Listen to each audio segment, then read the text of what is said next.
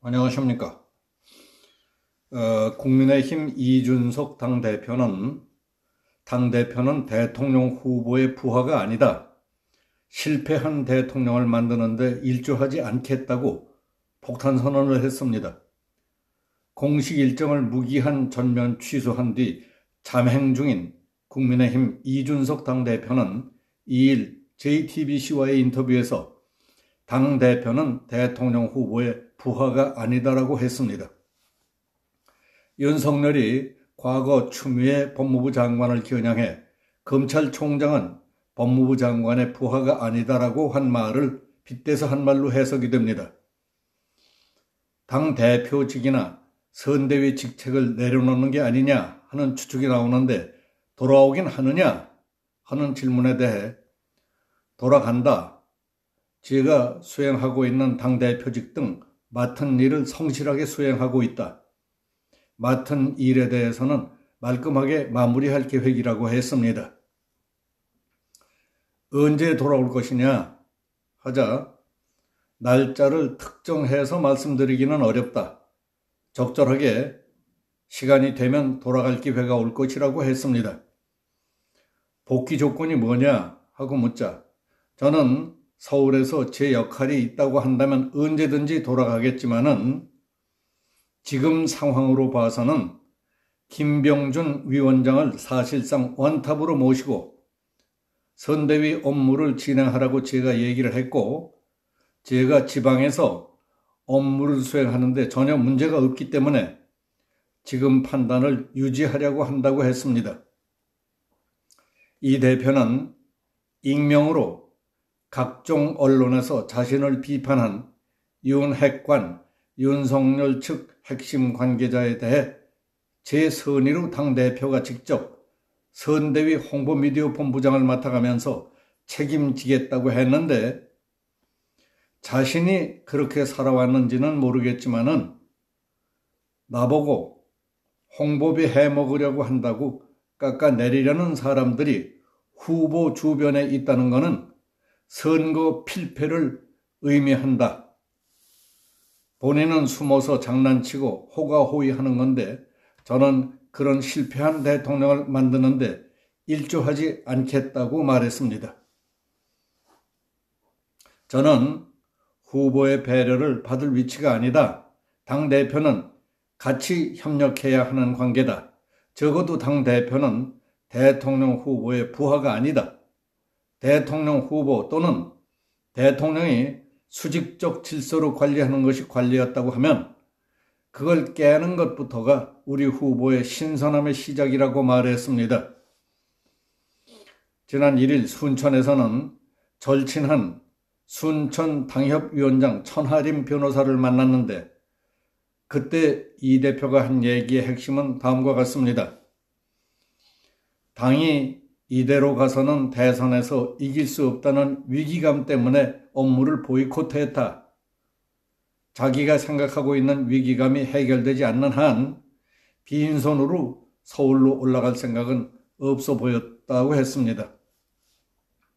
이준석이 말하는 위기감이라고 하는 것은 첫째, 윤석열 선대위가 제대로 된 타깃팅이나 컨셉 없이 좋은 게 좋은 것이다. 모든 토끼를 잡겠다 하는 안철수식의 선거전을 하고 있다. 그 구체적인 예로 이수정 경기대 교수를 영입한 것과 관련해 2030 남성들이 왜 이 교수에 대해 비토 정서가 있는지에 대해서는 알아볼 생각조차 하지 않고 있다는 게 이 대표의 불만이었다고 전했습니다. 둘째, 지금의 선대위 인선이 신속하고 정확한 선거 캠페인을 하기에 적절한가? 소위 말하는 파리떼나 하이에나 같은 분들이 후보의 눈과 귀를 가리고 있는 게 아닌가에 고심이 있다는 겁니다. 특히 김종인의 총괄 선대위원장 영입이 불발된 것에 대해서도 굉장한 불만을 갖고 있었고 윤석열 후보의 핵심 관계자들이 갈등을 부추기고 선거전을 이상한 방향으로 끌고 가는 데 대해서도 위기감을 갖고 있더라고 전했습니다. 요약한다면 이준석은 윤석열이 정한 선거의 목표, 방향성, 전략 등이 그래서는 절대로 안 된다. 김종인을 총괄선대위원장으로 영입하려다가 불발된 것도 심각한 문제다. 후보를 둘러싸고 있는 사람들 인선도 위기감을 느끼게 한다. 이런 위기감이 모두 해결되기 전에는 빈손으로 돌아가지 않겠다는 겁니다. 이 기사를 읽으며 이 사람이 나와 남과의 관계, 조직의 질서와 룰, 사회의 관계에서 나의 역할과 책임이 어떤 것이다 한 거에 대해서는 전혀 생각지도 않는지, 다 알고도 목리를 부리는 것인지 안타깝다는 생각이 들었습니다. 다른 건 거론할 필요도 없습니다.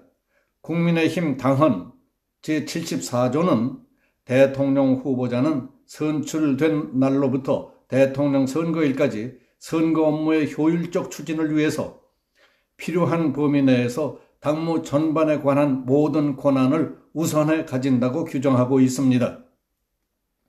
대선 후보가 당무에 관한 권한을 우선적으로 가진다는 사실을 명문화한 조항입니다. 당의 한 중진은 당무 우선권은 대선 후보에게 주어지는 일종의 비상대권이다.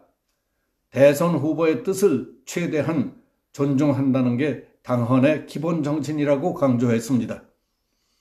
이 대표 말대로 이대로 가면 대선에서 이길 수 없다는 위기감 때문에 이탈했다면 그게 말이 됩니까?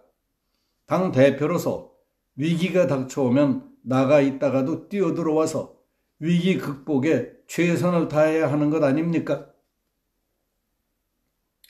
내 집에 불이 나서 동네 사람들까지 다 동원돼 불을 끄느라고 난리인데 불통이 뛸 것 같아 위험해서 불이 다 꺼지기 전에는 집에 안 가겠다는 것하고 뭐가 다릅니까? 그게 앞뒤가 맞는 말입니까? 윤석열 캠프에 있는 정해찬 씨가 객관적인 입장에서 친형에게 보내는 것 이상으로 간절한 마음으로 보낸 SNS 편지를 보았습니까? 나이는 이준석 대표보다 몇 살 아래겠지만은 꼭 참고하는 것이 좋겠다는 생각이 들었습니다. 몇 대목 살펴보겠습니다. 준석이 형, 이번에는 정권 교체를 위해 형이 자존심을 꺾어야 할 때입니다. 형은 이제 37살의 청년 정치인이 아니라 제1야당의 당 대표이기 때문입니다.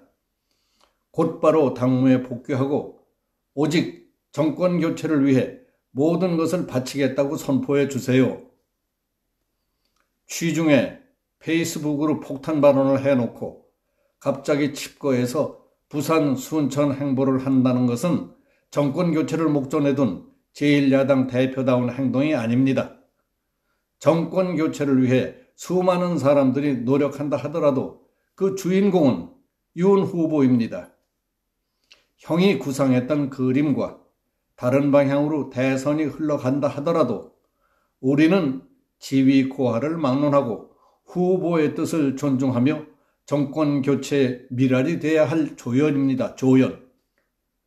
이번 한 번만 형의 정치에서 주인공 자리를 윤 후보에게 양보할 수 없나요? 하고 호소했습니다. 계속 전화를 걸었어도 받지도 않고 후배의 사심없는 간절한 SNS에도 일체 묵묵부답이었던 이준석은 JTBC와의 영상 인터뷰를 통해 생각지도 못하던 대형 폭탄을 터뜨렸습니다. 자세한 경위와 이유는 알 수 없지만은 자기 자신과 당 그리고 국가와 국민 등 어느 누구에게도 이득이 있을 수 없는 거대한 자살 폭탄을 터뜨린 것입니다. 이게 고작 오늘날 대한민국의 정치판이요. 한심하고 부끄러운 우리 수준입니다. 그래 가지고서야 뭔 일인들 제대로 하겠습니까? 이 절박하고 위중한 시기에 당 대표라는 사람이 제 마음대로 안 된다고 해서 특별한 일이 있는 것도 아니고 오라는 사람도 없는 곳을 정처 없이 떠돌아다니는 모습이 보기에 참 딱하고 한심합니다. 마치 우리에서 쫓겨난 늙고 병든 수탉 같다 보이기도 하고 부모님 속 좀 썩이려고 무작정 가출해서 방황하고 있는 중학교 2학년짜리 사춘기 소년 같기도 합니다. 그게 무슨 꼴입니까? 다들 걱정하고 달랠 때 못 이기는 척하고 돌아가세요. 시간이 갈수록 좋을 게 하나도 없습니다. 여기서 마치겠습니다. 감사합니다.